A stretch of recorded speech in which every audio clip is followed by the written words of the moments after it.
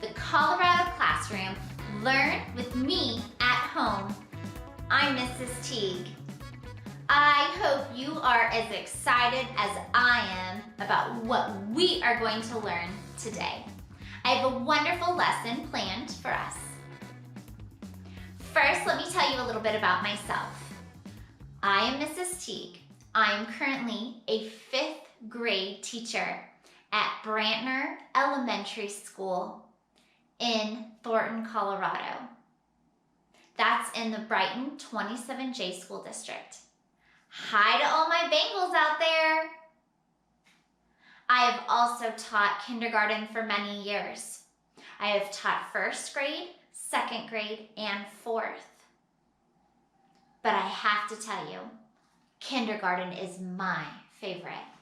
I love teaching how to read. I love watching kids learn how to read and to open a book and read independently all by themselves. I too love to read, and opening up a fabulous book and exploring new information and using your imagination to put yourself into a story. There isn't anything any better. So this lesson is for all those kindergartners out there. And hey, if you're 4 and not in kindergarten yet, that's okay. Please join us. And if you're in 1st grade, that's okay too. You can join us as well. I'm so excited for you to be here with us. Will you come along on this learning journey with me? Please take a seat and join me. Our lesson for today is all about art. It is Art Week and I am so excited. Art is so much fun. It's a subject that we can study. Art could be a hobby that we also enjoy doing. It could be a job that you do when you grow up. You could be an artist. You can be an artist. Today, we are going to learn all about colors. Do you see this bright blue sweater that I'm wearing? It is one of my favorite colors. Do you have a favorite color? I love that color too. So we are going to learn about colors. We are going to go over color words. We will look at a piece of art, a real work of art from the Denver Art Museum. We will also get to hear and see a real artist, my uncle. He is a real artist, and he will show us some of the work that he has done in the many years that he has been exploring and doing art. Let me show you my learning board I have behind me. Let's go over some of these things. I have the word read up at top. That is spelled R-E-A-D, read. I also have the word write, W-R-I-T-E, write. What is your favorite to do? Do you love reading or do you love writing? I love both, but I think if I had to choose, I would choose reading. I love opening a book and using my imagination to put myself into a story. Next, I have a little flag that says numbers. That is spelled N-U-M-B-E-R-S, numbers. And my flags here are in different colors. Let's go over them. I have red, green, blue, yellow, green, blue, red.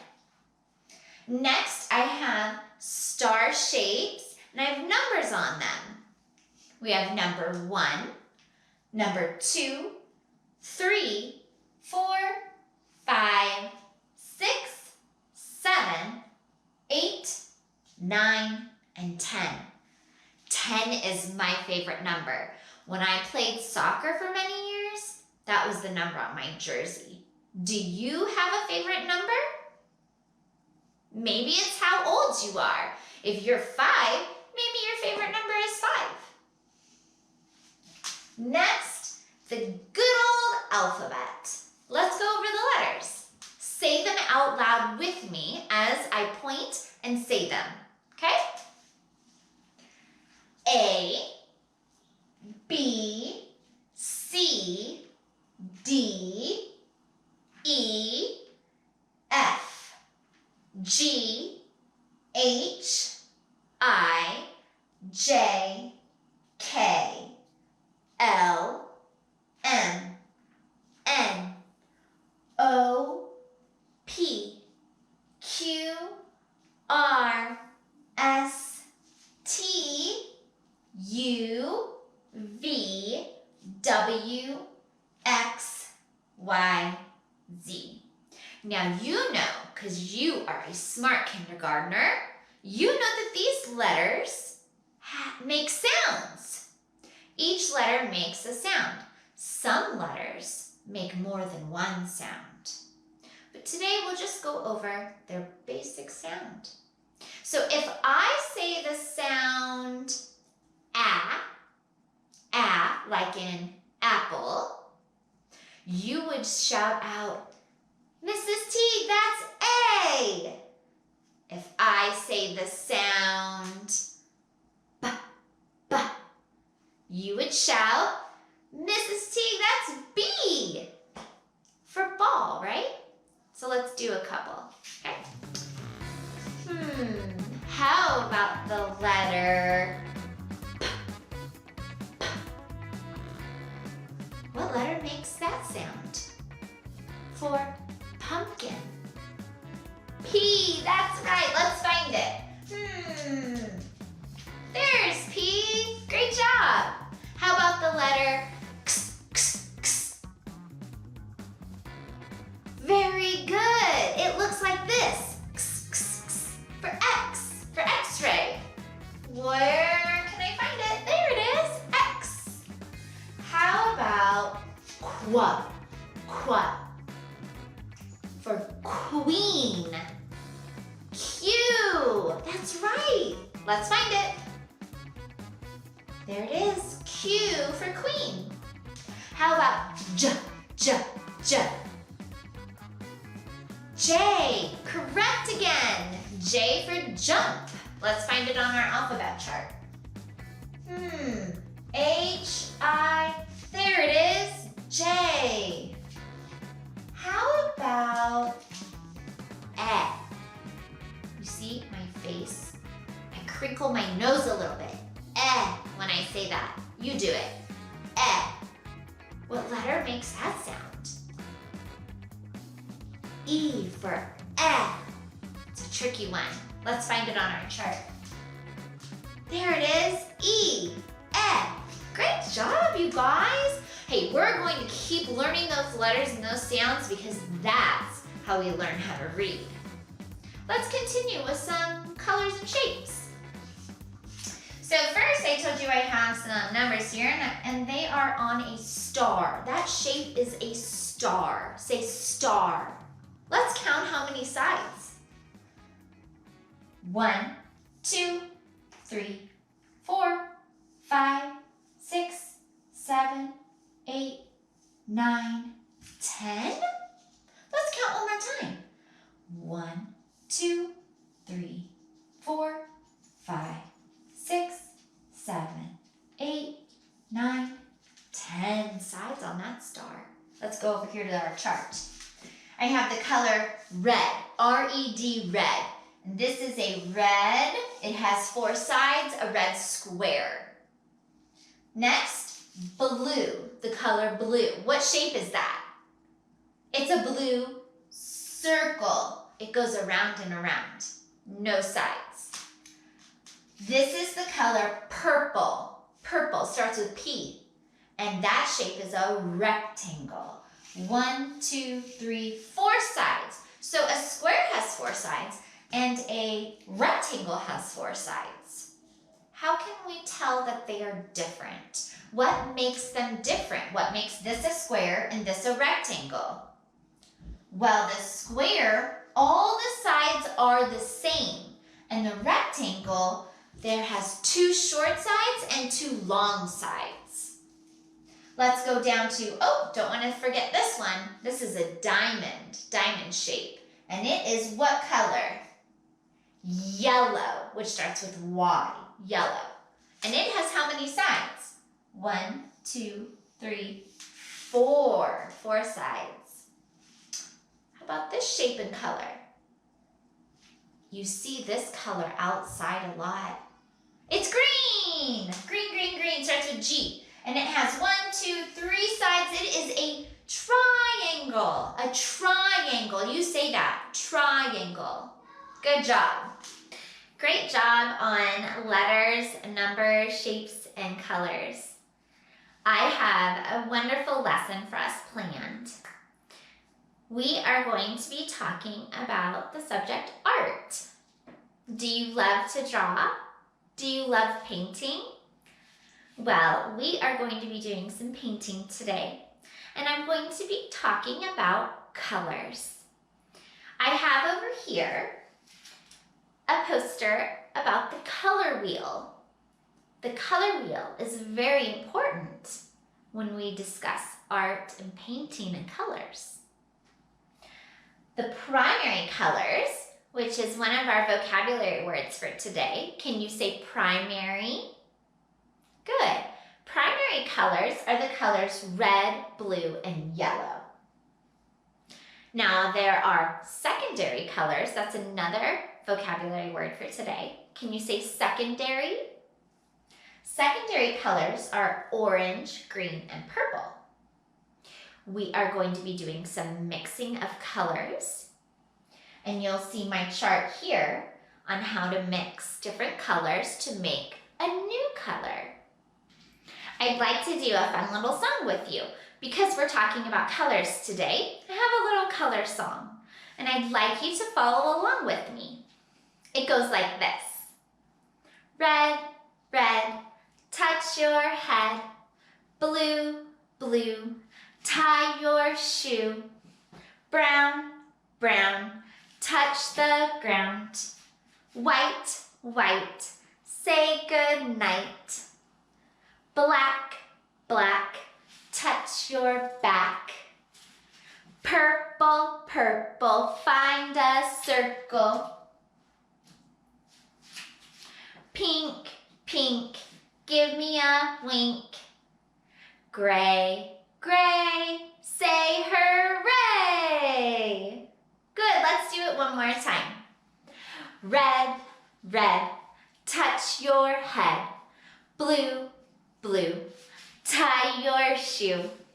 White, white, say good night. Brown, brown, touch the ground. Black, black, tap your back. Purple, purple, find a circle. Pink, pink, give me a wink. Gray, gray, say hooray! Good job! Give yourself a round of applause. Great job. Now that we've been talking about colors, and we've gone over some of the primary and secondary colors, I'm going to show you a work of art. You can find this piece of art at the Denver Art Museum here in Colorado. The artist's name who painted this piece of art, his name is Dan Naminga. He is a member of the Hopi tribe. He was born in Arizona. When you look at this piece of art, what do you see? Do you see many colors? Do you see some of the colors that we've talked about and have identified? What is this painting of? Do you see a bird? What makes you think that it is a bird? Do you see feathers? I see feathers. This painting is of an Eagle Cachuchina dancer. Will you name or say out loud some of the colors that you see in the painting?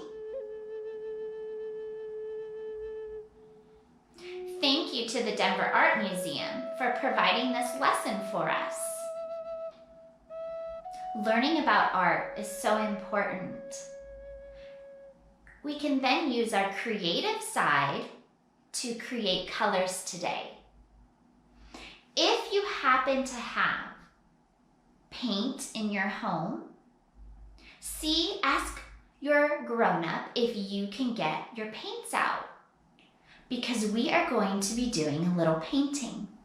So you would need some basic red, yellow, blue, maybe some brown or white.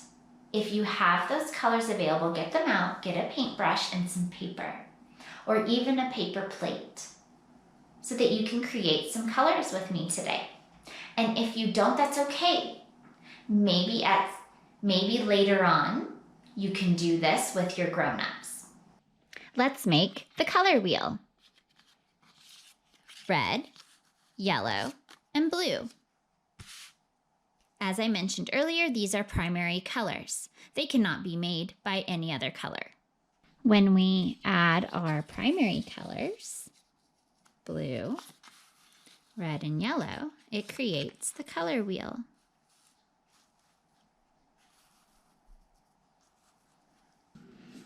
Here I have a white piece of paper, blue paint, yellow paint, and red.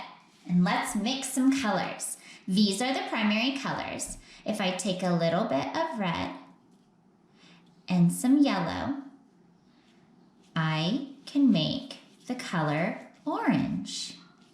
Red and yellow make orange. I also got myself a cup with some water to clean off my paintbrush, and also a paper towel. You want to clean your paintbrush after each mixing. So now that we have some orange, I'm going to take blue and yellow and see what color I can create. Oh, blue and yellow, when mixed, make green.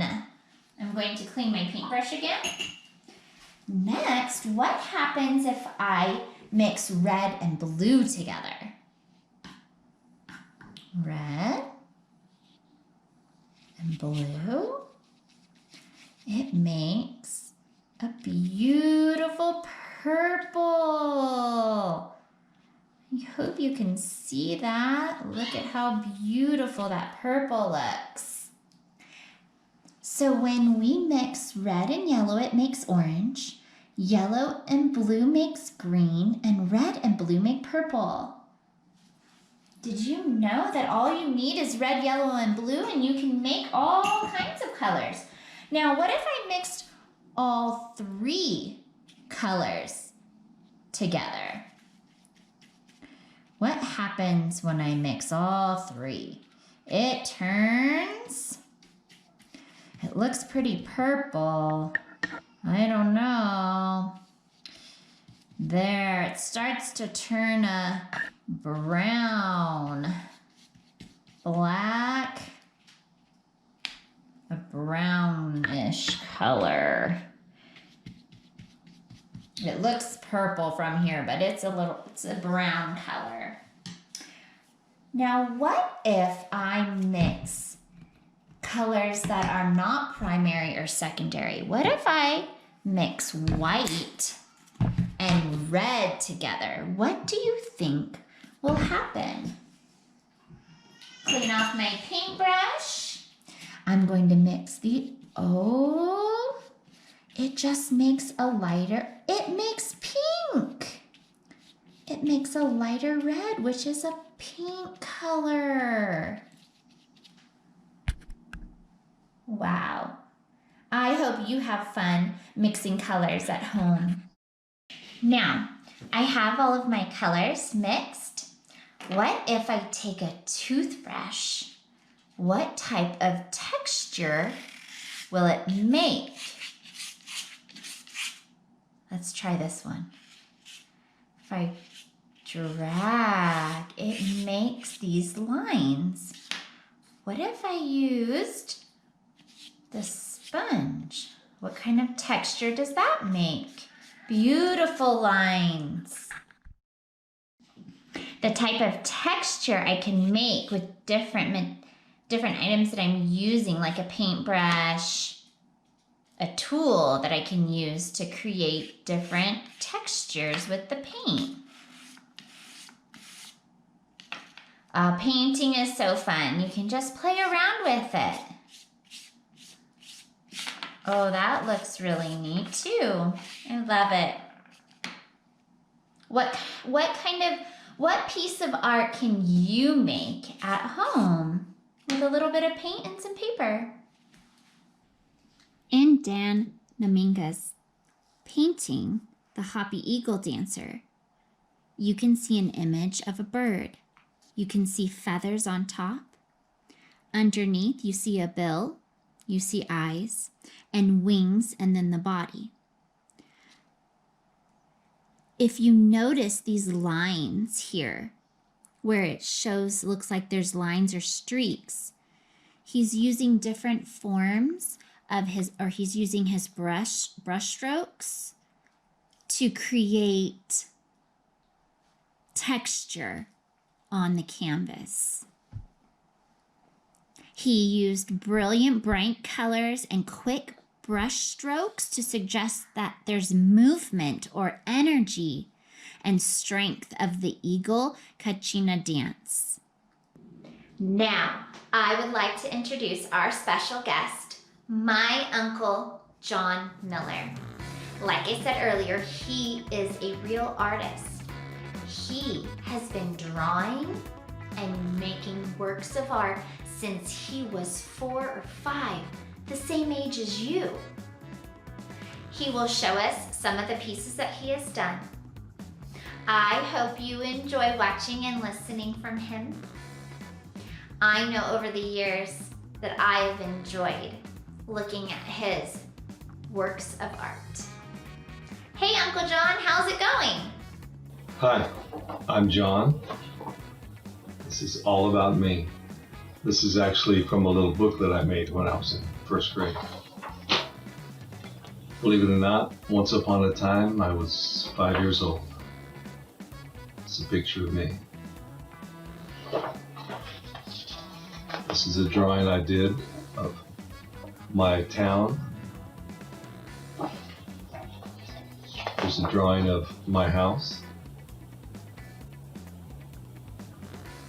Apparently we lived in a little yellow house. My teacher asked us to draw a picture of things we like to do. So I said I like to drive in my little car and fish, watch TV, and I like to draw and paint.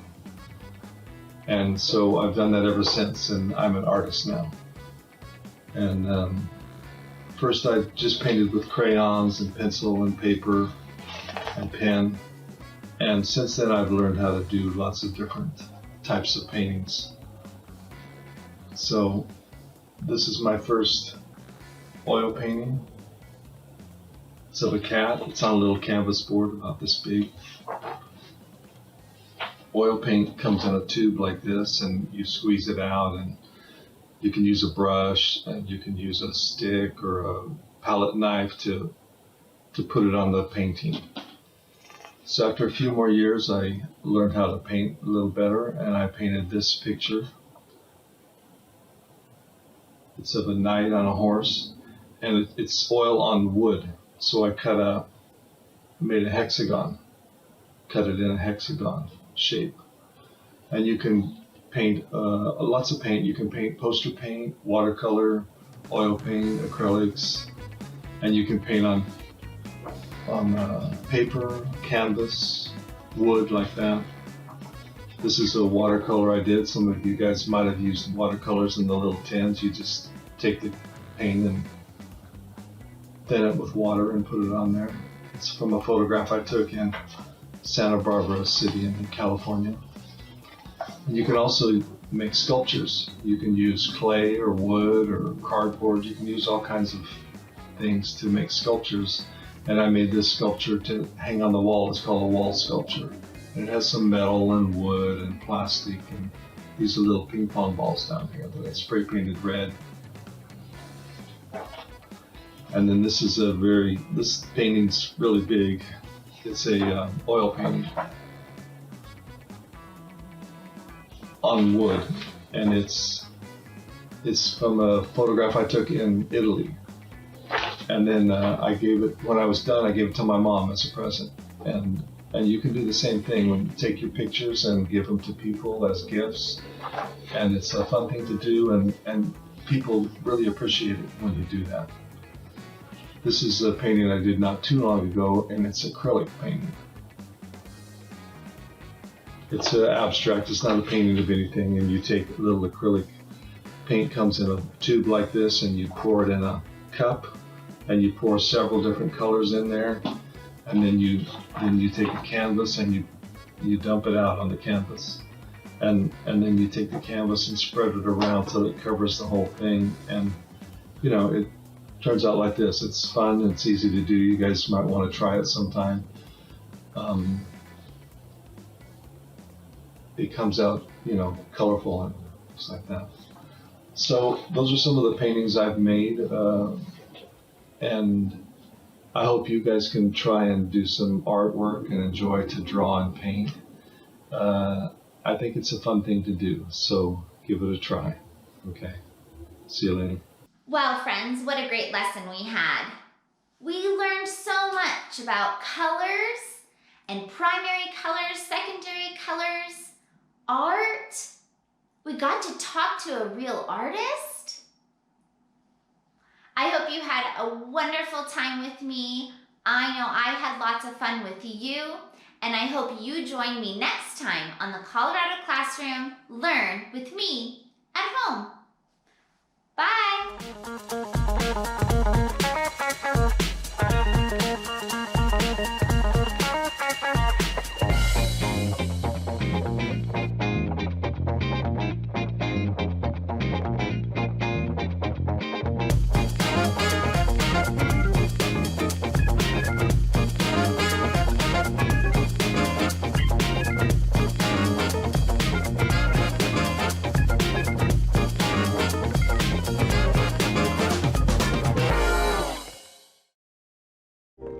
Okay, let's wash up.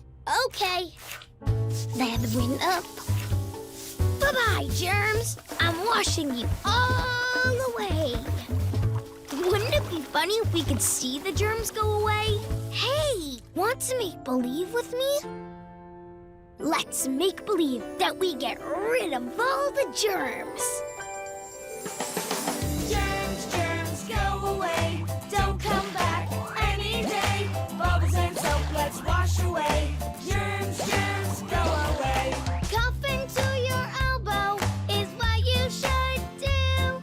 And sneeze into a Germs, germs, go away. Don't come back any day. Bubbles and soap, let's wash away. Germs, germs, go away. Germs go away.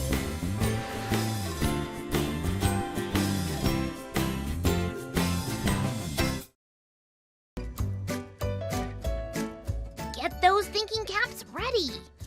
What is a leader? Somebody who helps and guides you. Someone who stands out and does their job even if people around them are fooling around. One who does the right thing. A leader is where you're showing initiative. What do leaders do? They do their job. When they see something wrong, they do the right thing, listening to what others say. Good job! Who can be a leader? Anyone. Everybody. Like anybody can be a leader. Everyone can be a leader. Even this whole school. Me. Great answers, everyone. How can you be a leader at home, at school, and in your community? Presented by Shalott Hatton and Banker, Colorado lawyers inspiring the next generation of great citizens.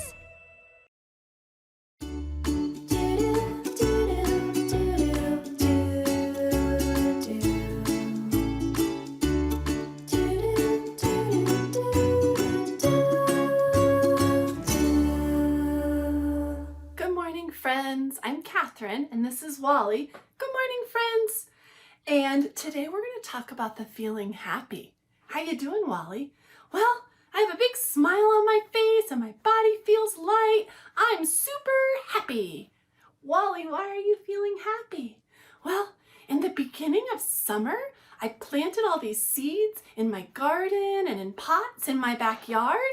And all summer long, I've been taking really good care of my plants. So now I have tomatoes in my pots and I get to go outside in my backyard and pick the tomatoes right off the vine and eat them. And oh, they are so delicious. And then my zucchini plant got really big and it grew tons of zucchinis. Oh, makes me so happy to go outside every day and see how big my zucchinis are. And then we even gave some of our zucchinis away to friends and family. And that made me feel really happy too, because they were super excited to get them. My pumpkin plant is really, really, really big, but only teeny little pumpkins. They're still growing. So every morning I go out into my garden to water and to make sure everything's doing okay. And that makes me feel so happy. Oh, yeah. Wow, Wally. That would make me feel happy too, and a little proud of taking such good care of your garden in your backyard. Yeah, would you guys like to see some pictures of my garden? I would love to see pictures of your garden, Wally. Okay, here they are.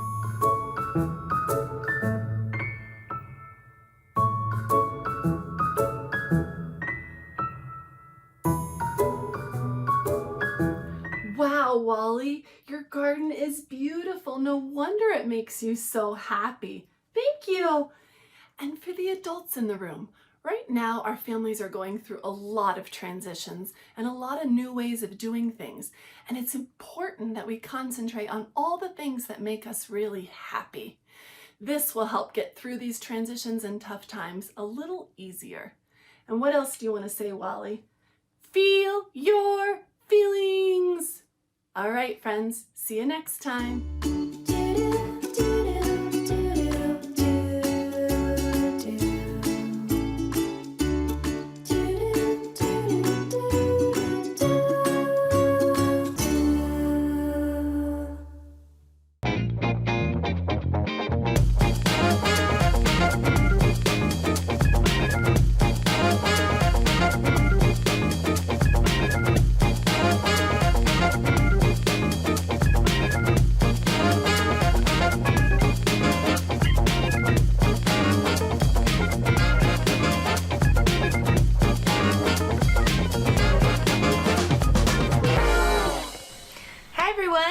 Welcome back to Colorado Classroom Learn With Me at Home. I'm Mrs. Rudu.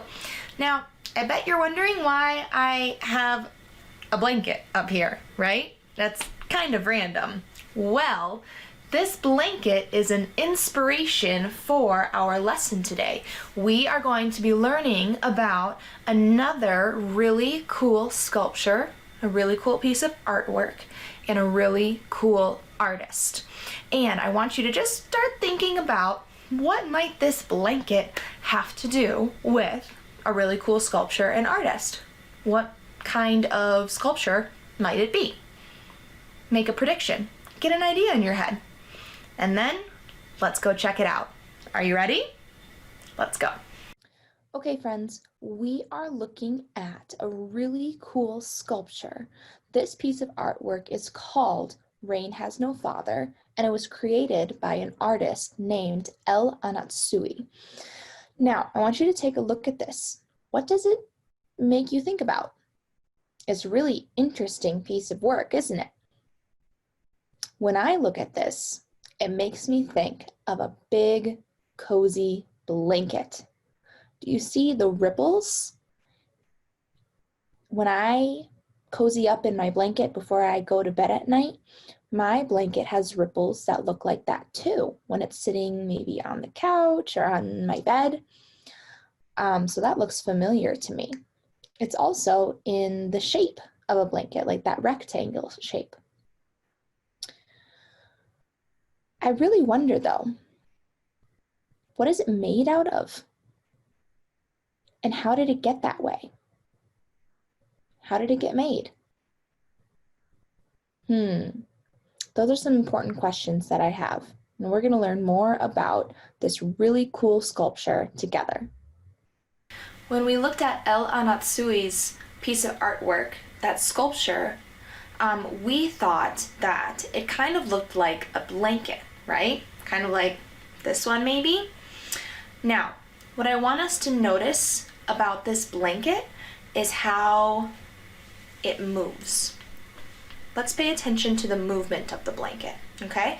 And let's even watch it from the side, okay? So take a look at this side right here as I kind of wiggle it in the air. Ready? Watch. See how it kind of makes that S type of line or that curvy line as it's moving? That's because of the material that it's made out of, right? See how I can bend it and move it and twist it, and you might not be able to tell from your screen, but it's so soft, right? It's not hard, it's soft. It's very, very soft. It's not really shiny, it's more dull in its color, and that's a lot of the reason for that is because it's so soft, okay? So a blanket can be described as soft. It can be something that moves very easily. You could wrap it around yourself if you were cold because it moves so easily. It can be folded up, and it's very soft most of the time. Most blankets are soft, right? So I want you to keep those things in mind. Think about the blankets in your house. Even better, go get one, okay? Have a blanket on your lap ready for us to talk about it, and we are going to compare and contrast El Atsui's blanket. He didn't make an actual blanket, right? But his sculpture that reminded us of a blanket and a real blanket, and see what we can learn about how they are similar and how they are different. Wow, we learned so much more about our artwork, and now we can really compare and contrast blankets and our artwork. Thank goodness we did all of that good reading and learning about those pictures. Okay, so now after all of that we've learned, can you think of some other way that the blanket and the artwork are similar or the same?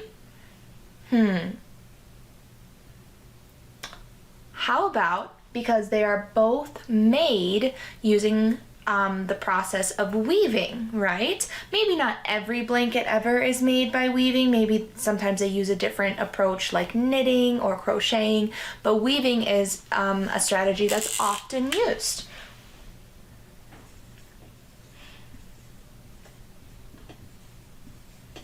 That's pretty cool, isn't it? Just like all the little pieces on our artwork are woven together. So that's a similar idea. I like that. How about, what is this made out of? What is our piece of artwork made out of? Bottle caps, right? It's made out of bottle caps. Let's write that down. Made out of bottle caps. And bottle caps are what material? Aluminum, right? Or metal. There's some type of metal. So let's write metal. And metal, let's think about metal for a minute. Think about something that's metal. We interact with a lot of things that are metal every day, like maybe a car or a microwave or all kinds of things that are metal. Is metal soft? No, it's not. Metal is hard. So let's write down that word, hard. Hard is a good describing word that describes metal, okay? So let's look at these things. The artwork is made out of bottle caps, right? What's the blanket made out of? Is it made out of metal? No, it's made out of what material? Cotton, right? Not every blanket, right? There are other types of materials that are sometimes used, but cotton is one that is very often used. So we'll write made out of cotton. Made out of cotton. and other materials, right? And so since it's made out of cotton and those types of materials instead of hard materials like this one, is it hard? Is a blanket hard like the artwork? No. How would we describe this blanket? Soft, right? We would describe it as soft, and most blankets are. They're soft. Nice work. Very good. That's a good word.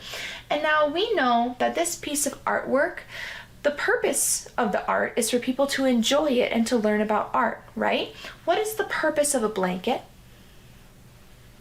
To keep you warm. So we'll write that it keeps you warm. Nice. Nicely done, my friends. All right, so let's take a look. Let's remind ourselves everything that we learned that is the same and different. So things that are the same about these two items is that they look like blankets and they were made, oftentimes they're made using a process of weaving, okay? Now, regular blankets are oftentimes made out of cotton. They're soft and they keep you warm. Unlike our artwork, that looks like a blanket, because this is a piece of art. It's made by an artist. It's made out of bottle caps. It's made out of metal, and it's hard, right? Even though it looks very flowy, that's just because of how it's designed, right? It's not actually flowy and soft. It just looks that way, okay? Nice job. Thank you for comparing and contrasting with me. You did a really nice job. Let's learn a little bit more about El Anatsui and how he made Rain Has No Father. Anatsui is known for creating art out of found materials such as driftwood, clay, paper, and bottle tops. Anatsui created this sculpture specifically for the Denver Art Museum. To create his metal cloths, Anatsui relies on the help of skilled assistants who work with him in his studio, cutting, flattening, and shaping metal bottle tops into design blocks. Anatsui carefully arranges the different elements on the floor of his studio, and once he is satisfied with the design, his assistants use copper wire to stitch the individual pieces together. The folds are created in the act of hanging the piece. Anatsui prefers museums to install the metal cloths and create folds themselves. Rain Has No Father arrived at the museum folded up inside a box. Installation crews spent a full day hanging the piece of art. That's really interesting. I wonder how they decide how they are going to hang it and where they are going to put the different folds. Let's watch a video to find out more. Well, the piece is extremely large. It's 13 feet by 19 feet, and it's very, very fragile. So in order to figure out what the best way to present it is, we're practicing here. So we're trying to arrange it in different ways to drape it and see how it looks to best effect, which way the design should go. So if you look at any of Anatsui's other work, he does them with enormously deep folds. These are images of the piece actually printed on cloth. Yeah. And so it's very soft and it's easily manipulable with these push pins or straight pins, whereas over here we've tried printing it on a foil. We're trying to show the piece to best advantage. The artist clearly has a number of designs in the fabric itself. We want those designs to show, but we also want it to drape and look very, very fluid. So to present it flat, we don't think presents the artist's best intentions. These pieces are living pieces, he said, and feel free to change it every time you install it. Now that we've learned a little bit more about El Anatsui and his sculpture, how it was created and how it was hung, let's look at some pictures and see if we can learn a little bit more about how these items are similar and different. So I'm looking right here with you at El Anatsui's sculpture called Rain Has No Father that we've been looking at so far today together, and a pile of blankets, right? Because that's what we are comparing and contrasting together. The sculpture that looks like a blanket and actual blankets. How are they the same and how are they different? Well, let's think about that. something I know is that the pieces in Ella Natsui's sculpture were made out of bottle caps, right? His sculpture was made out of bottle caps. So he took those bottle caps and he flattened them. That's what we learned. And those bottle caps were made out of aluminum. They were a type of metal, right? And so aluminum and metal, right, are very hard and very solid, right? So are they the same type of feeling as a blanket that is very soft and kind of squishy? No, it doesn't really feel the same, does it? But what's interesting is that the sculpture still looks like it can move and flow in the breeze, just like the blanket could do. So I wonder how he made that happen. See how it looks like it has those ripples, just like a blanket would look like it has ripples in it from moving and being shifted around. I wonder how he did that. Well, we know that a blanket is fabric, right? A blanket is fabric that is oftentimes made from cotton. It's not always made from cotton, but oftentimes it has at least some cotton in it. So it's a very different kind of material, right?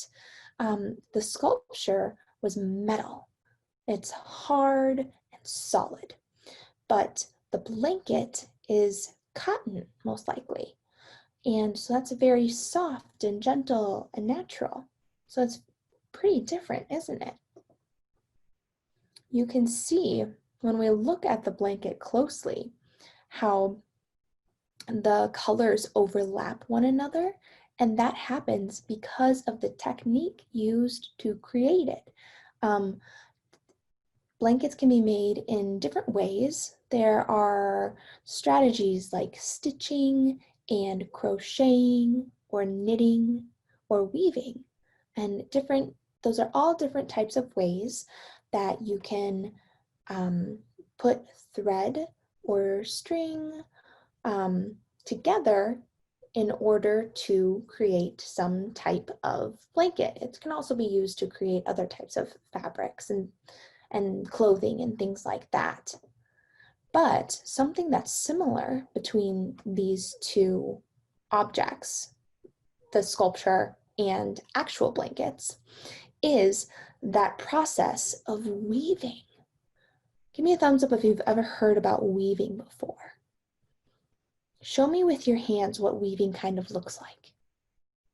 Watch this. If I use my hand like this and I go in and out, in and out, that's kind of what weaving is like.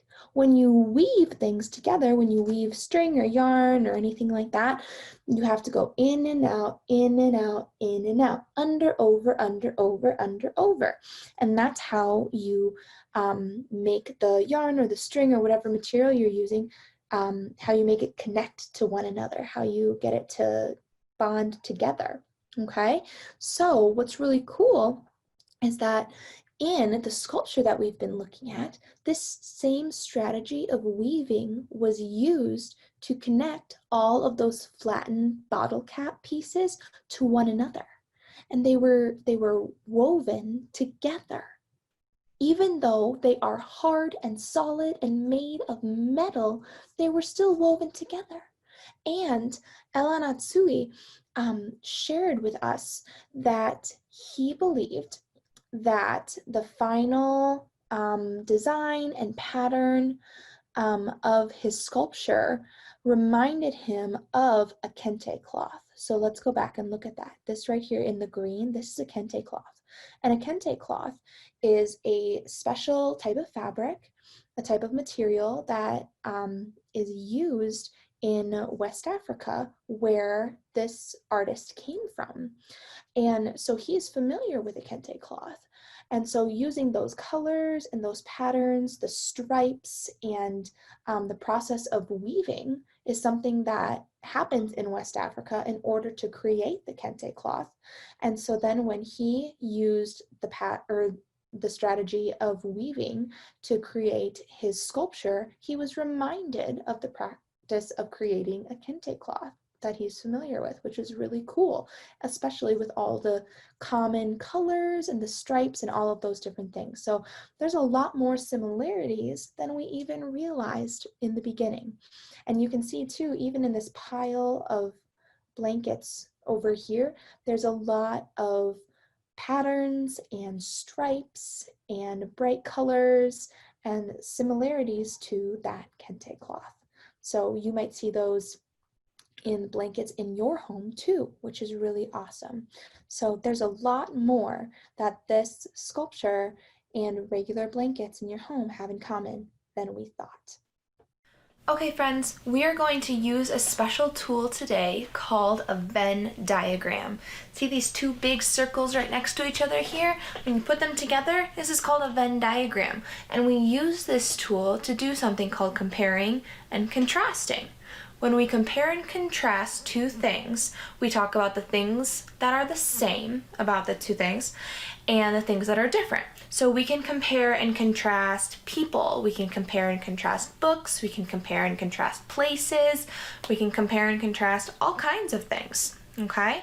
All we have to do is talk about what makes those two things the same and different, okay? So right now, I want to compare and contrast our actual blanket and then our artwork that kind of looks like a blanket, and see if we can figure out how they're the same and how they're different.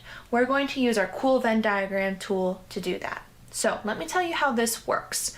On this side of the circle, we are going to write about things that are only true about this blanket or any other type of regular blanket, like the one that you have at home, okay? Think about your blanket, what is true about that blanket, but not this piece of artwork, okay? And then on this side, we'll write about things that are only true about the piece of artwork, but are not true about a regular blanket. And then in the middle, where the two circles overlap, is where we get to write about things that are true for both things, both items, the regular blanket and the artwork that looks like a blanket, okay? So that's where I'd like to start today, is with the similarities, the things that are the same. What is the same about a real blanket and the artwork that looks like a blanket? Can you tell me something? They both look like blankets. Absolutely. They look like blankets. That's really what started us thinking about this, right? Is the fact that they look so similar. So that's a really important one. Nice job. Is there anything else that jumps out at you right away that makes you think, wow, they're really similar in this way? Nothing right away? Okay, well let's move on to something else. Can you tell me anything that is true about this blanket and you know for a fact is not true about this piece of artwork? Probably not, because we haven't learned that much about this piece of artwork yet, have we? So we might say that this is soft, but do we know for a fact that that's not soft? No, we don't. So we can't necessarily write it down yet, because it might be something that goes in the middle, okay? What about our piece of artwork? Is there anything we know about the piece of artwork that we know is true for the artwork but is not true for the blanket? Well, it's a piece of artwork, right? It's in a museum.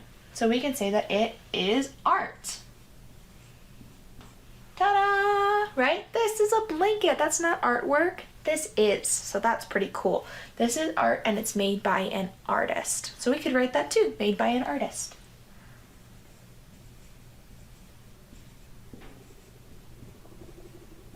Made by an artist. Okay, but you know what? We don't know very much else about this piece of artwork other than what it looks like. We looked at it, we asked some questions, but we haven't learned that much else. So I think before we finish our Venn diagram, we better go learn some facts about this piece of artwork, okay? Let's go. All right, friends, time for our last step of the day. I have 2 sentence starters here, and I need you to help me complete them, okay? The first one says, the sculpture and blanket are the same because blank. Help me fill it in. And the other one says, they are different because blank. Help me fill it in, okay? So think to yourself right now, how are the sculpture and blanket the same?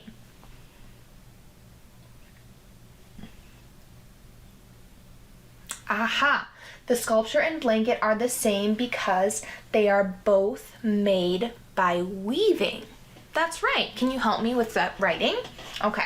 The sculpture and blanket are the same because they is a sight word, they are also a sight word that's right here, both, B-O, and then is made with TH. Both made, M-A-D. M-A-D. Uh-oh, that says mad. How do I make it say made? That's right, silent E. They are both made by, sight word, weaving, okay? W-E-V-ing, okay? W. And then we have the long E sound. That can be made several different ways. This time we're going to use E-A. Weave.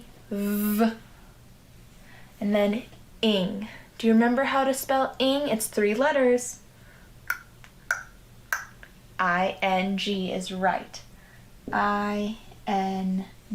Okay. They are both made by weaving. And what do we put at the end of a sentence? Period. That's right. Good job. And then the next one says they are different because. So think for a second to yourself, what makes the sculpture and the blanket different? Now tell me.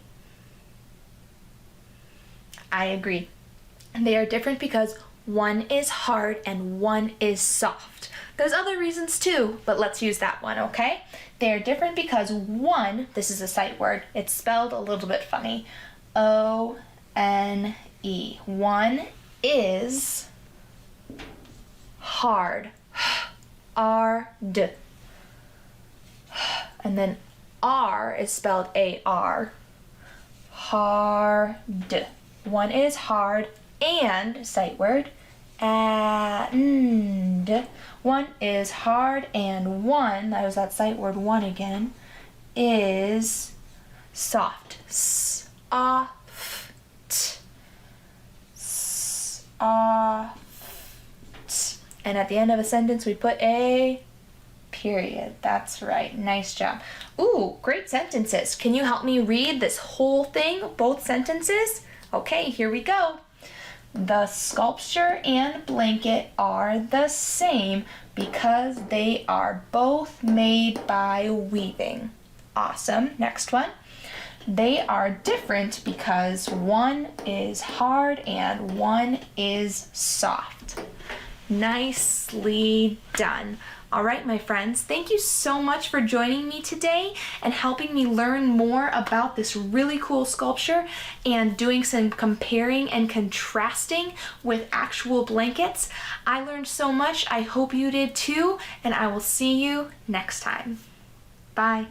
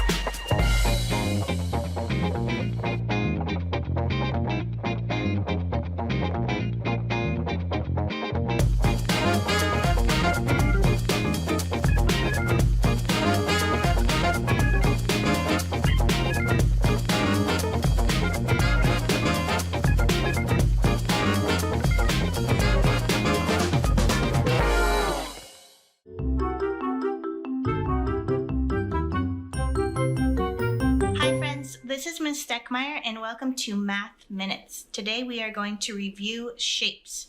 This is something you can do in your own house with sticky notes or note cards. Me first. This is a rhombus. Rhombus. This is a rectangle. Rectangle. This is a circle.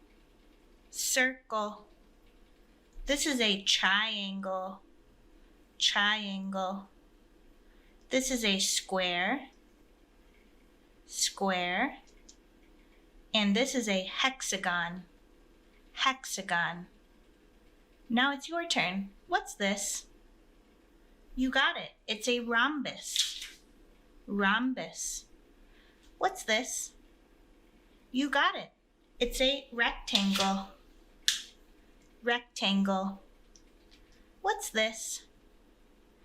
You got it. It's a circle. Circle. What's this? You got it. It's a triangle. Triangle. What's this shape? You got it. It's a square. Square. And last one, what's this shape? You got it. It's a hexagon. Hexagon. Okay, that was 2D shapes. Now let's move on to 3D shapes. Here are some 3D shapes I found in my own house. 3D shapes have length, width, and depth. I can hold them in my hand. This is a cone. Cone. This is not a rubber band ball for today. It's a sphere. Sphere. This is a cube. Cube. This is a rectangular prism. Do you see the rectangles on it? And this is a cylinder. Cylinder. Now it's your turn. What is this shape? Yeah, it's a cone. Cone. What's this shape? Not a ball. It's a sphere. Sphere. Good job. What's this shape? It's a cube. Cube. What's this shape? It's a cylinder. Cylinder. Last one. What's this shape? It's a rectangular prism. Rectangular prism. Now it's your turn. What 3D shapes can you find in your house? Bye, friends.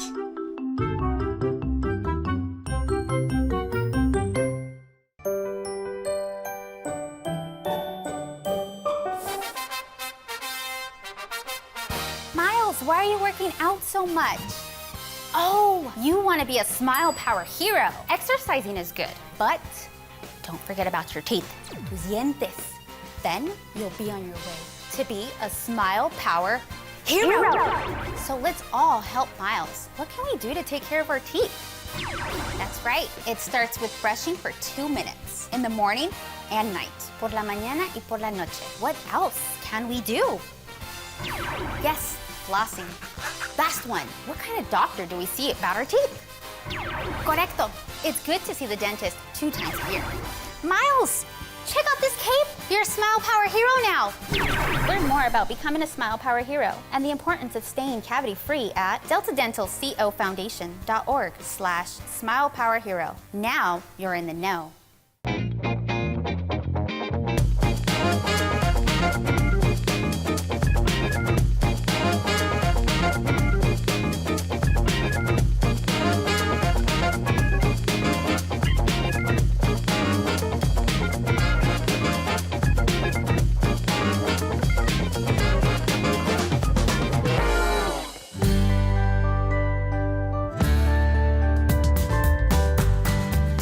Second graders, welcome back to Art Week. Today we're going to be talking about this word. Can you sound this word out? Let's see. M-I-L-E. We know if there's a Y at the end, it's going to say E. That's right, family. Today we're going to be talking about our families. Then for our fun activity, we're going to draw our families. So right now, I want you to go ahead and think about your family.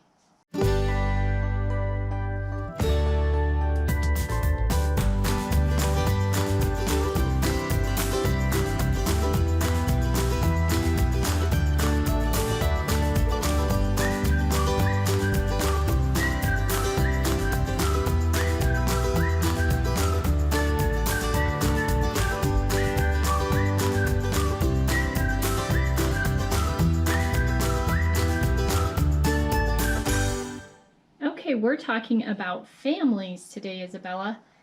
What do you think a family is? It's people who like your brothers and sisters and your moms and your dads. Okay. So who do you have in your family? I have a brother, a sister, and a mom and a dad. Okay, so is that the family you live with? That's the family you live with, but there's also different kind of family, right? Who are some other family members that you have? Like aunts and uncles and grandmas and grandpas. Yes, so family can be lots of different types of people. It can be your grandmas, your grandpas, your aunts, or your uncles, or sometimes we live with our grandmas and sometimes we live with our aunts and uncles. Or sometimes we have two dads or we have two moms. So families are lots of different types, right? And families could also be friends, right? If you have a really close friend that you think of a family, there's lots of different kinds of families. But yes, it can be made up of your siblings, your mom, your dad. What about your dog? Is your dog your family? Yeah. Yeah, your dog is your family. So what can you tell me about your family? My family, it has a dog and he's 1. And I have a sister that's 15 and I have a brother that's 13 and I'm 7. Okay, so you have a sister that's 15, a brother that's 13, and you're 7. All right, well, we're going to take a minute for our activity. Not a minute, we're going to take some time and we're going to go and we're going to draw our family and then we are going to label them, so we're going to put their names under them. Are you ready? Okay, here we go.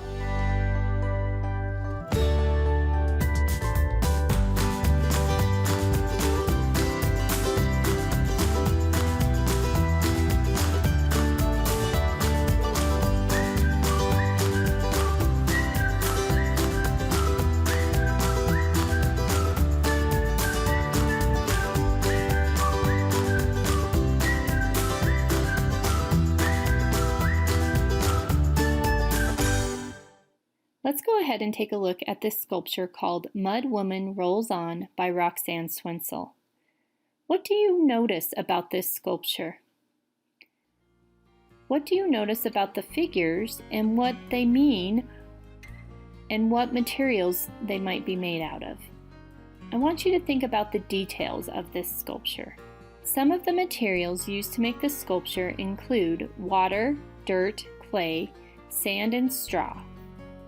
The mud, a combination of dirt, sand, straw, and water, was used to make this piece, and it comes in a variety of colors. Roxanne Swensel carefully selected the type of mud to use for each of the figures based on their look and their location. For example, the second smallest child is a grayish green, and the dirt used to make the mud that covers this figure came directly from an area behind the train station in downtown Denver. Other mud ingredients were either purchased or dug up from areas surrounding Santa Fe, New Mexico. When looking at the sculpture up close, one can see the subtle sparkle of the micaceous clay that covers the surface of the mother figure. All of these examples were meaningful choices made by the artist. Swensel's ideas around her vision were to portray a family of generation represented by each of the figures in the sculptures. Each figure passes her or his story to the next figure or generation. Mud Woman is holding 4 children, and in turn, each of the children are holding one another. This idea of the mother or the nurturer with children around her is based on the Pueblo storyteller tradition and was an important inspiration for Swinzel. As she explains in her artist statement, Pueblo storytellers are about how knowledge is passed down through generations. It is also interesting to note that this project took 9 months to complete, the same amount of time it takes for a child to be born. Let's take a moment to look at a couple other sculptures that portray family.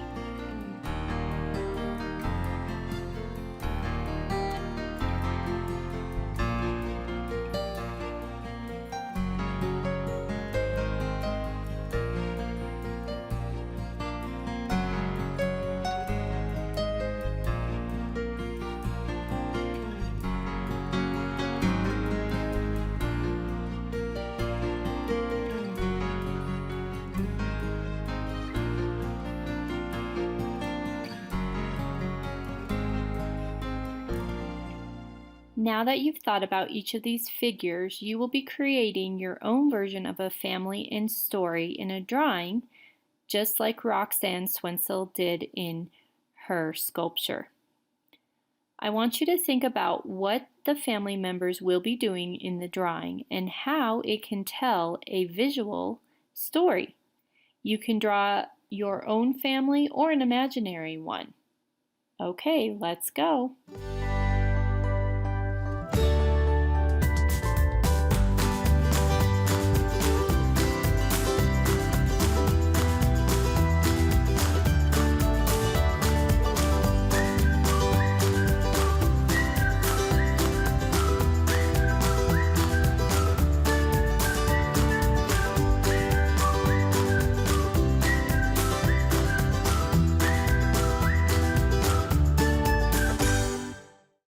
Let's take a look at some pictures of different types of family. Families are made up in many different ways. Here you see siblings. Siblings mean brothers and sisters. Several different families may live together. Extended families include great-grandparents, grandparents, aunts, uncles, cousins, and even friends. In this picture, you see 4 generations: an infant, his mother, his maternal grandmother, and his great-grandmother. Generations mean they were born in the same family line at different times. This family includes several different family members. This family includes 3 wives and 14 children. Think about what your family looks like. Hey there! So this lesson we have had the chance to talk about families and how families are all different. So now I'd like to talk to you about this word. See if you can help me figure it out.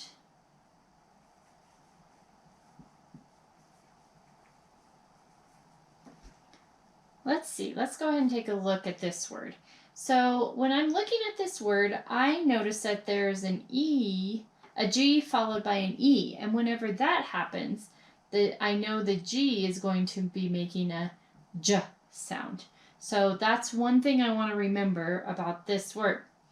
I also notice that T-I-O-N. And I've learned that T-I-O-N is actually going to say the shun sound. It's going to say shun. So now this is a really long word and I can sound it out. So I see my first syllable here. If I put a dot under each of my vowels, I know that this is going to have 1, 2, 3, 4 syllables in this word. So my first syllable is going to be gen. Generations. Generations. We've heard that word before. We talked about that. So a generation means people living during the same time. So often when we want to look at our generations in our family, we look at something or we create something called a family tree. So a family tree often looks at different generations in our family. So we're going to go ahead and take a look at what that might look like. So you could start with your great grandparents, but for today, we're going to start with our great grandparents. So that's our grandparents' parents. So I'm just going to write that right here, great grandparent.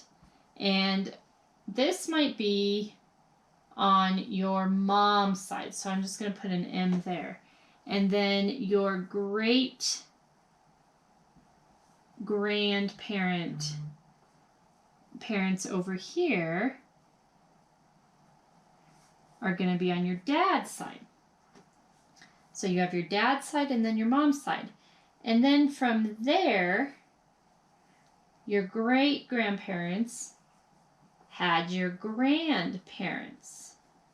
So here's the grandparents on the mom's side and the grandparents on the dad's side.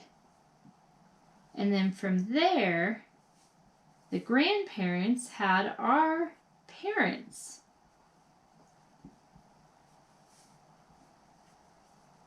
So our parents are in the same generation, our grandparents are in the same generation, and our great grandparents.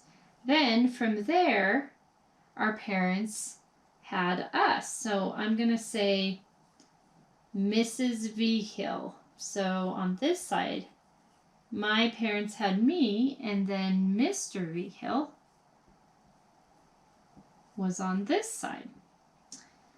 And then from there, we had our children. Okay, so this is the first generation, then the second generation, then the third, and then the fourth, going down like that. Okay, so if you look at this, the reason why they call it a family tree is because sometimes people like to say this would be the base of the tree. So here's our tree, and it can keep growing down towards the ground.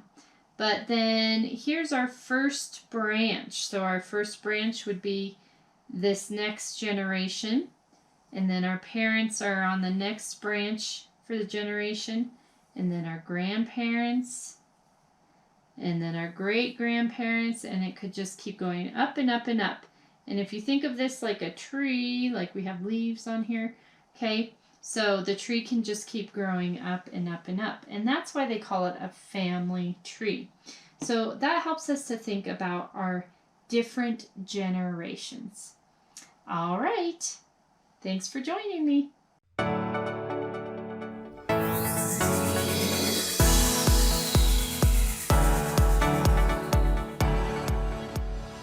Okay, second graders, guess what time it is? It's dance time. Ready for our brain break? We're gonna do some dancing. Here we go. Ready? Keep going. Keep dancing. Keep moving.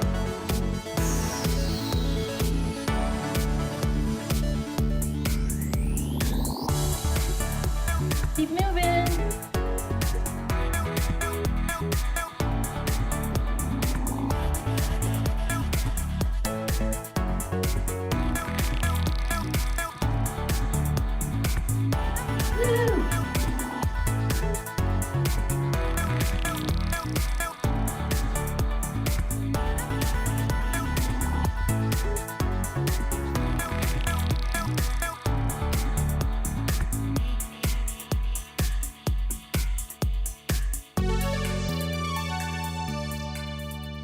All right, second graders, we've been talking about the artist Roxanne Swensel and her sculpture Mud Woman Rolls On, and we've also been talking about family this week. So I thought it would be fun for you to join me with my family for our family art night.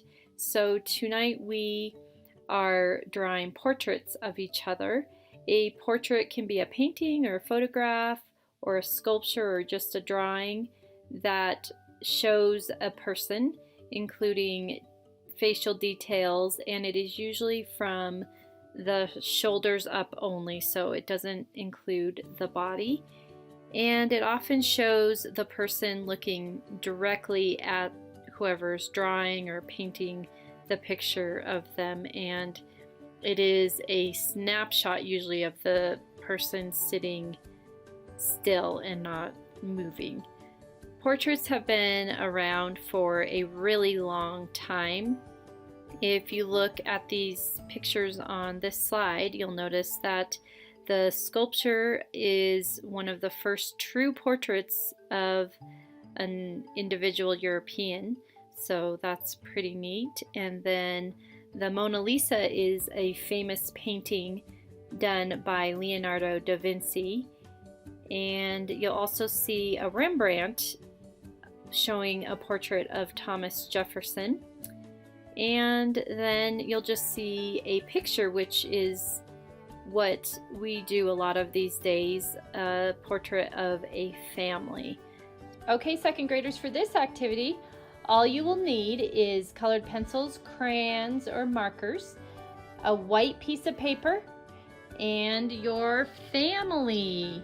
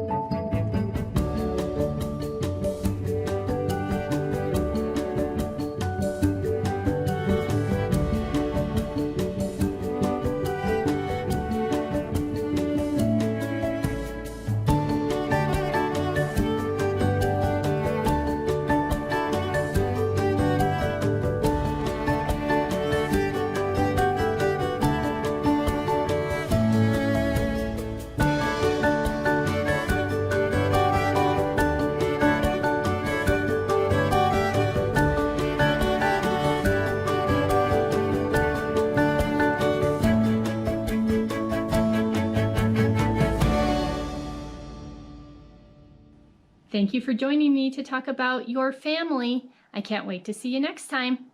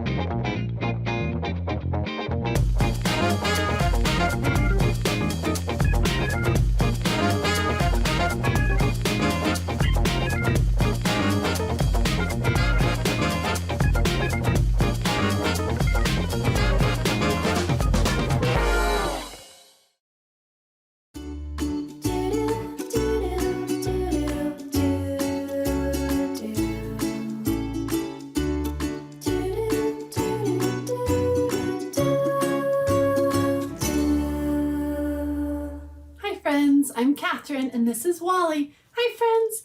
And today we're going to talk about the feeling bored. How you doing, Wally?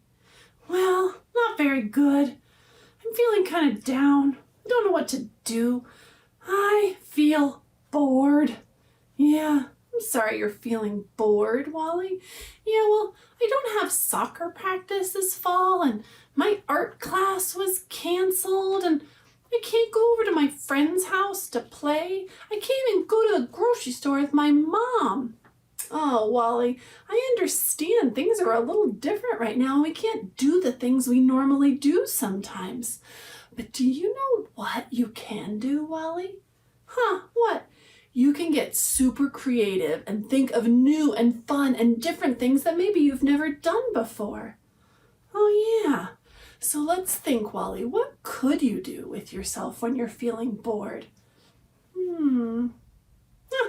I could maybe make up a story and draw pictures and draw them on some paper, and then maybe I could share them with someone in my family. Yeah. Or maybe I could make up a dance routine to my favorite song. Yeah, that's a really good idea, Wally. Or I could make an obstacle course. Oh, yeah, maybe have to jump over something or go around something. That would be fun. That would be fun, Wally. And you know, Wally, Earth Day is coming up, so it might be fun to do some things outside with nature. Oh, yeah. Like you could go on a nature walk and collect sticks or leaves or flowers. Oh, yeah. Or you could find cool rocks that are neat shapes or neat colors, or even paint cool rocks. Oh, yeah, I like that. Or, Wally, sometimes we have a recycling bin in our house with things in it. Sometimes we can use those to make other things, like an art project. Oh, wow, yeah. Wally, when we get done here and you're feeling bored, what do you think you could do? We thought of lots of different ideas. Yeah, I was thinking maybe I could take some of the recycling from our recycling bin, like the boxes and stuff, and get some tape and some scissors and maybe make a robot. Oh, that would be really fun. That would be fun, Wally. Yeah, thanks for the idea. You're welcome. And for the adults in the room, I know it can be frustrating when our kids are feeling bored, but try turning it into an opportunity to get creative and think of fun ideas that maybe you've never done before. It's also nice to start a list of all the things you think of, so when your kids come to you feeling bored, you can just look at the list and find something on there. What else, Wally? Don't forget, feel your feelings and email me at wally@iik.org. And then you can tell me what you do when you feel bored. Yeah, great ideas, please. That's right, Wally. All right, see you next time, friends.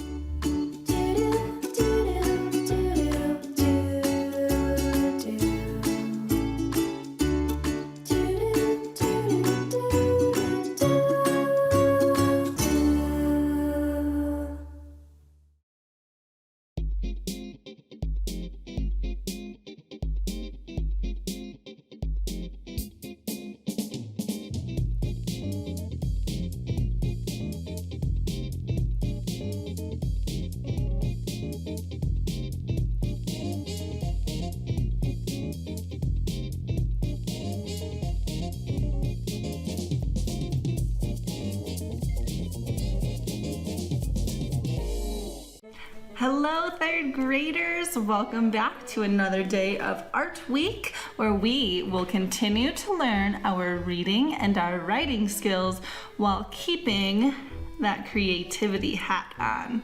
Today is super fun because we will be examining or looking closely at an art installation that used to be at the Denver Art Museum.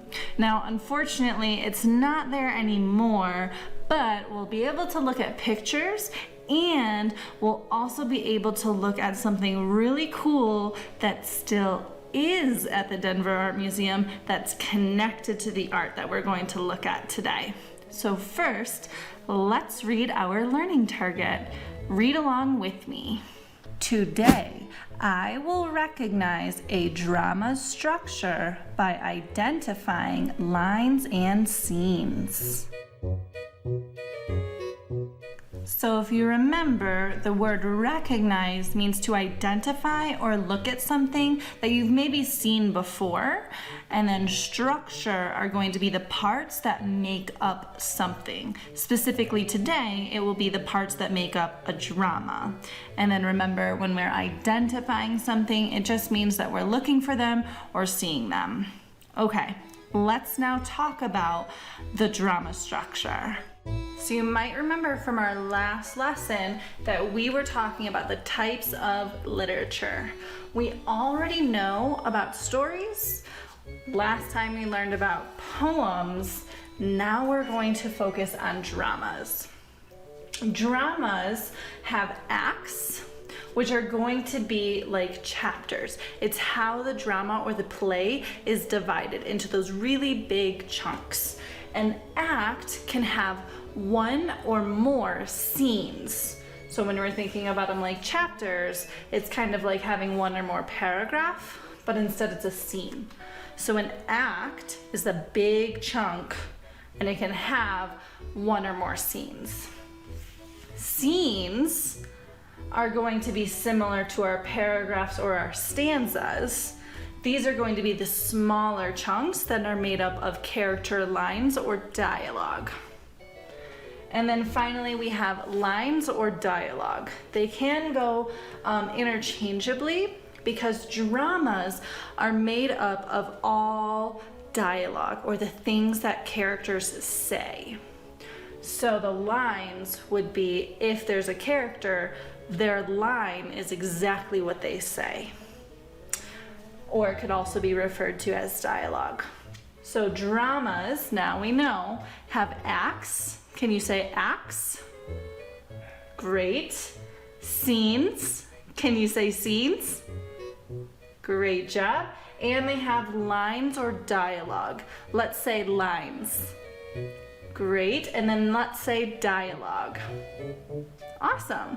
Now, I don't have anything underneath here as examples because we haven't looked at dramas yet, but later today we will be looking at some acts, scenes, and dialogues from an actual script that is connected to the art that we will be focusing on.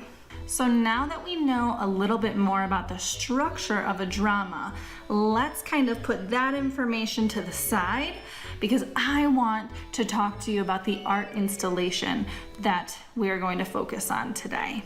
So let's learn about that and look at a picture. This installation is called Fox Games. It was made by Sandy Skoglund, who studied filmmaking, printmaking, and multimedia art. Because she was interested in so many things, she's able to make such imaginary scenes that set a stage that's similar to a theater stage with characters and such creativity. You can see that she really likes to play with color. Do you notice that there are only 2 colors in Fox Games? What are those 2 colors? That's right, it's red and gray. So interesting.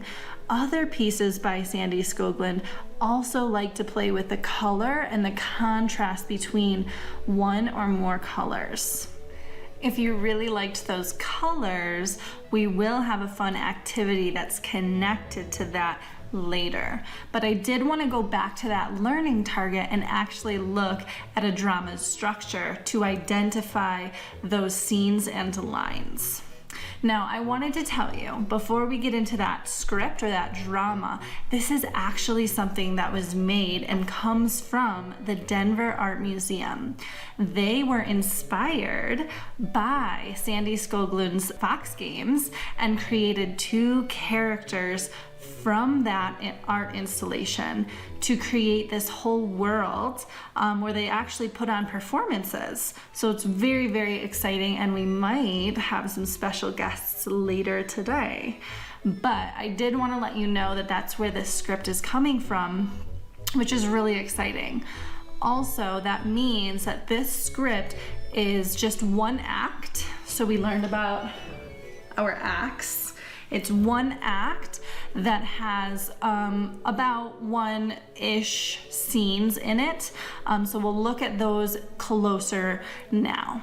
Let's go look. So, like I said, this is one act that is made up of 1-ish scenes. The scene is called Fly, and that says Foxy scene, so Foxy will be the main character, and the scene is called Fly.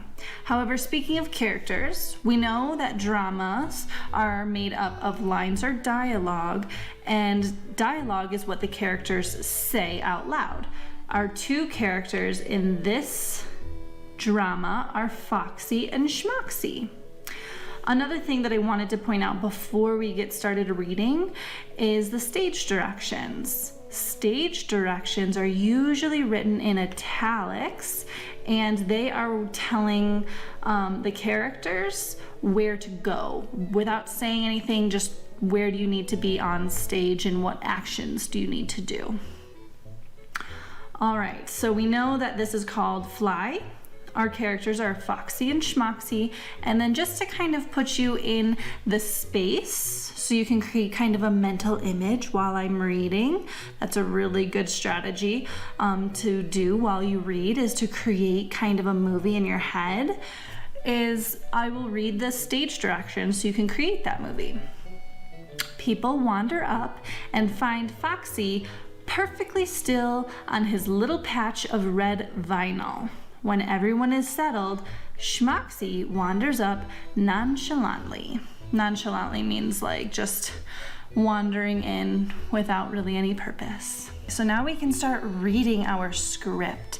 And remember, we have the one scene, we kind of have an idea, we can see what Foxy's doing, and we know that Schmoxy's going to slowly walk in. Now, one really fun way to read scripts is in a reader's theater, where you can actually have a friend or someone else read with you, maybe a family member, and you can actually kind of act it out while you're reading. Unfortunately, it's just me, so I will be playing both characters. Schmoxy says, "Hey, Foxy, hey, what are you doing?" "Shh." "Oh, but what are you doing?" "Shh." "Right. Why are you standing like that?" "Shh, Schmoxy, I'm auditioning to be part of this installation right here. It's very serious and important, so please, shh." "Oh, what's an installation?" "That is an installation back there with all of those other foxes." "Oh, look at all those foxes back there. Looks like they're having fun." "I know, which is why I want to get in there, and the way to do it is by standing very still and be very quiet like this." "Oh, how is that going to help you get in there? Seriously, can't you be quiet for like 10 minutes? "Sure, it's just that it seems like you could just walk in there and then, you'd be in there." "You can't just walk in there. Well, you can, but you have to stay on that gray path in the middle. But you don't really get to be a part of it unless the artist puts you in." "Oh, what's an artist?" "The artist is the person who got all these foxes together and put them in here to make this beautiful installation." "It is beautiful." "I know. That's why I have to get in there, by staying very, very still. So please, shh." "I don't understand how staying still is going to get you anywhere." "It just will. I mean, usually if you want to get somewhere, you have to move to get there, which is like the opposite of staying still. Like, if you want to go over there, I go like this, and now I'm over here." "Shh, shh, shh, shh. I'm just saying, look how far I've moved while you've just been standing there all still. It seems like if I went that way, I'd be in there by now. You can't just walk in there. Why not? There's a big red rope in the way. Oh. Yeah, the only way to get in there is to be standing really, really still, and then when the artist walks by, he'll be so impressed that he'll put me in there with the others. Really? Yeah, that's how all those other guys got in there. So we're gonna stop there because this is kind of a long script. But hopefully now you were able to see the scene, maybe even in your brain, you could imagine it. And you were able to read and listen to the lines or dialogues of the different characters. So there was Foxy and then there was Schmoxy. Great job, third graders. Now that we read our drama script and identified the acts, scenes, and lines or dialogue, I told you that we were going to have some special guests come to our class. So let's find out who they are. Come on, class. Oh my gosh, third graders, look who's joining us for our lesson. It's Foxy from the drama that we read earlier, and he is going to come with us to find Schmoxy and give us a performance of the script that we read. Say hi to Foxy. Hello, third graders. It's so great to see you. Now for us to do this performance, you're gonna have to come with me and meet my sister Schmoxy at the Denver Art Museum. Come on.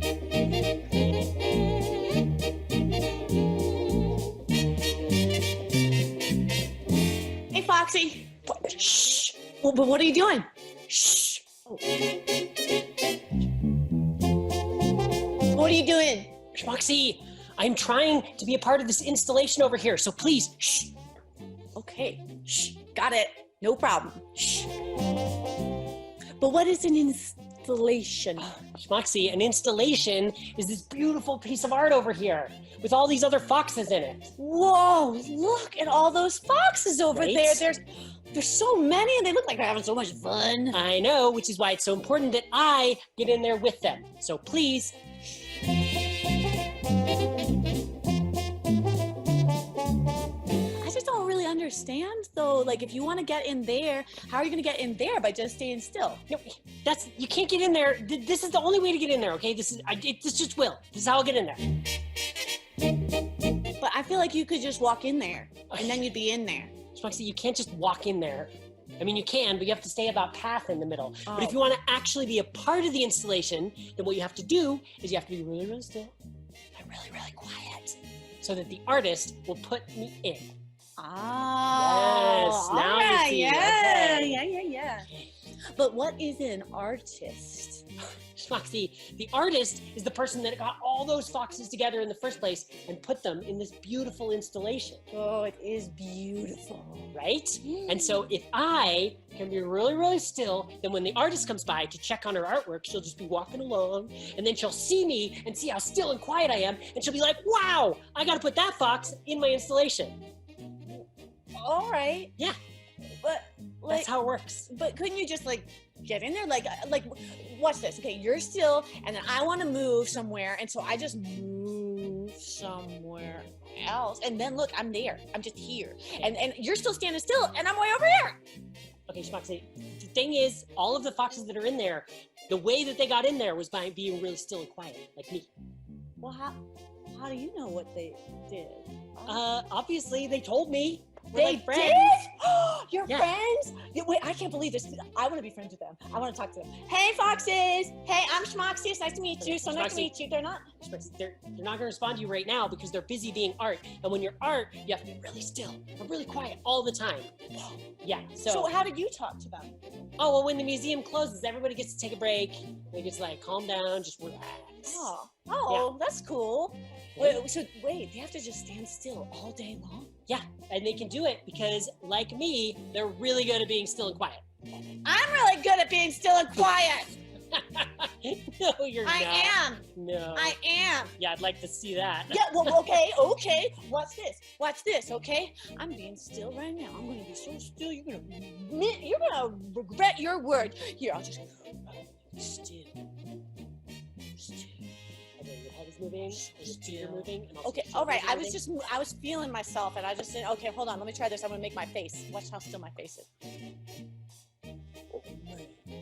See that? I mean, your lips are moving. What? You have to not even talk. No Whole talking. body has to be saying still at the same time. Okay, my body and my face, no talk. Okay, watch this. I'm gonna be great. 1, 2, 3.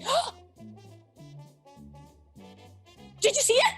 I did it. Okay, you did it for like a second. Okay. Yeah, I'm ready to audition to be art with you, and then we can be art together. No. You can't audition with me. No.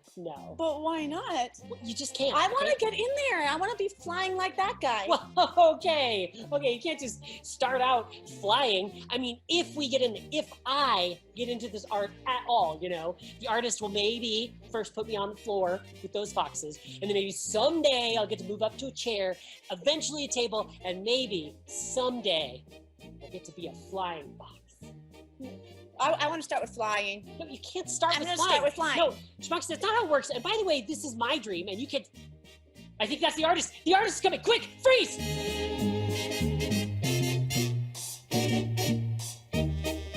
Oh, no, it wasn't the artist. It's just some lady. Okay. Whew, that was close. If that had been the artist, wow. Anyway, Schmoxy, as I was saying, you can't just... Schmoxy? See how still I was? Oh, man.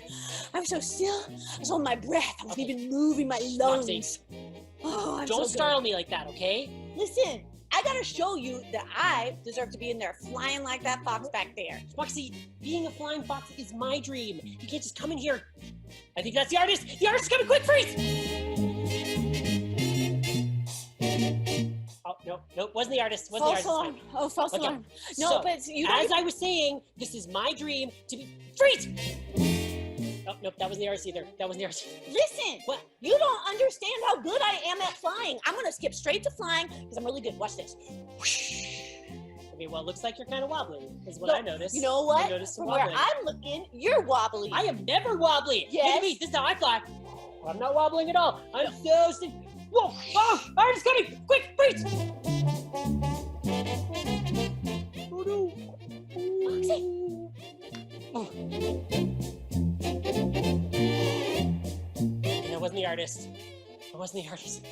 What? Wow, Schmuxy, I almost fell over. If that had been the artist, and they walked by right when I just fell on the ground, I never would have gotten any art. You saved me, even though it meant that you weren't still. Schmuxy, why did you do that? Because you told me it was your dream to fly with those foxes, and that's what friends do. They help each other fly. Wow, Schmuxy, I'm sorry what I said before. Of course you can audition to be art. You can do whatever you want. I can? Oh my goodness, it's happening. It's happening. Okay, We're gonna audition to okay. be art together. Okay, let's start. Here we go. We're gonna be stars in the artist world. We're gonna make it big in the... You already started. I was still... Oh, you're auditioning now? I can audition now. I'm ready. I usually warm up, but no, I'll just do what you do. Wow, they are so talented.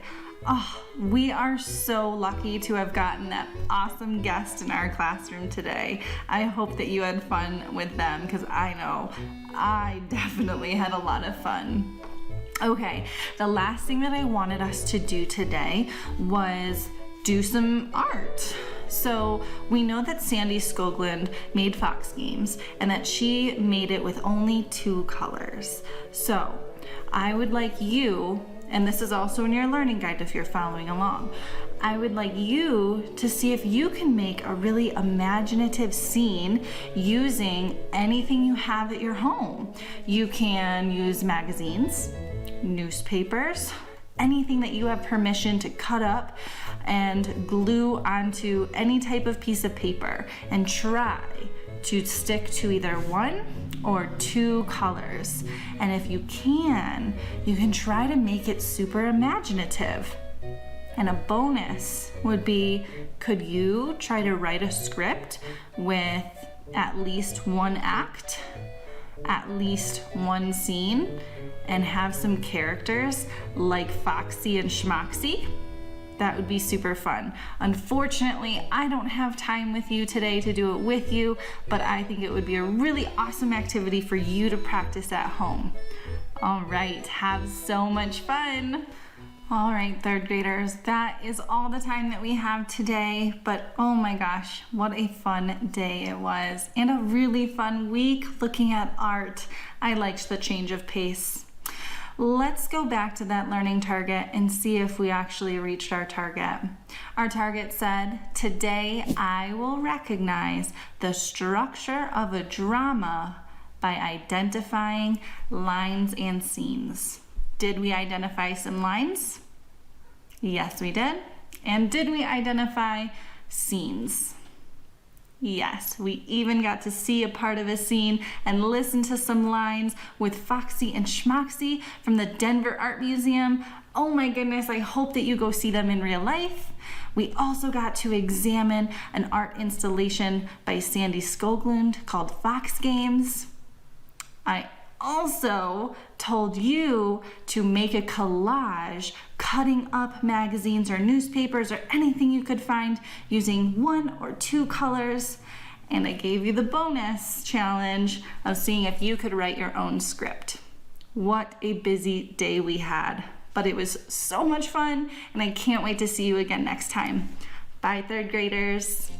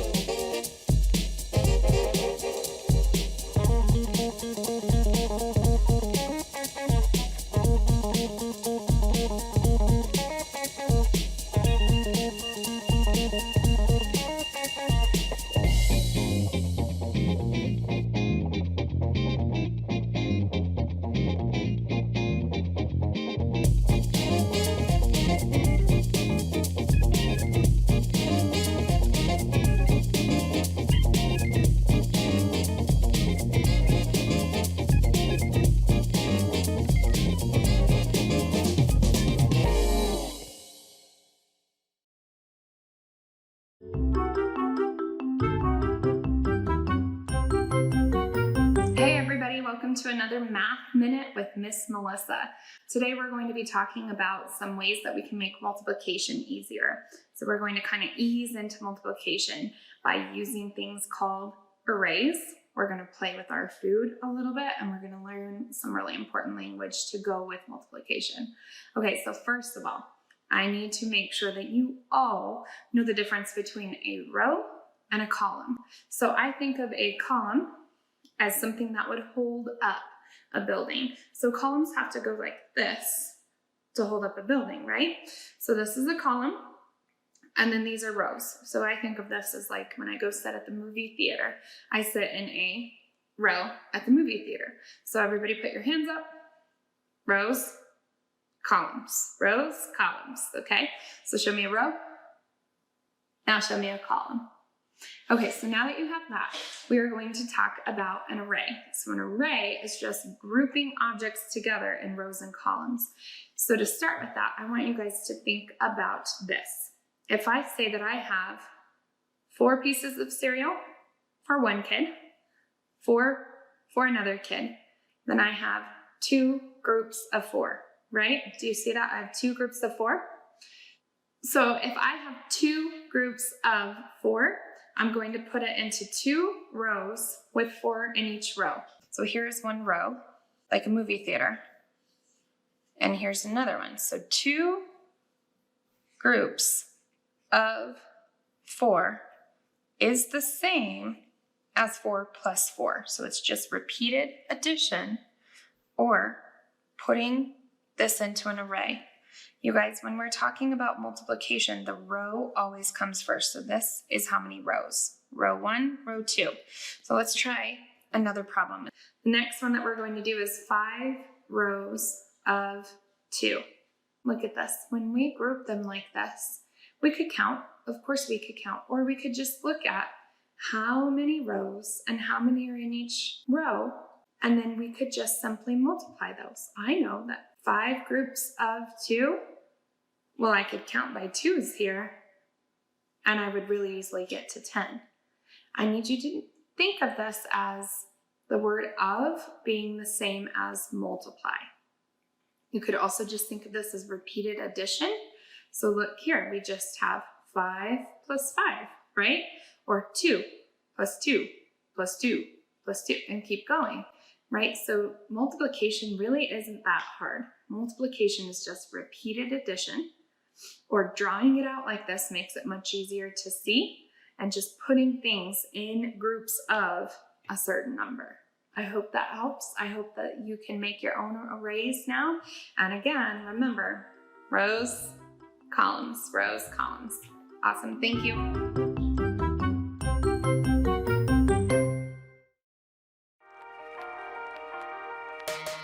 I get to have this opportunity to smell the roses, for lack of better words, within our own home. We will get through this, and our children are going to be one of the things that actually helps us make it through this.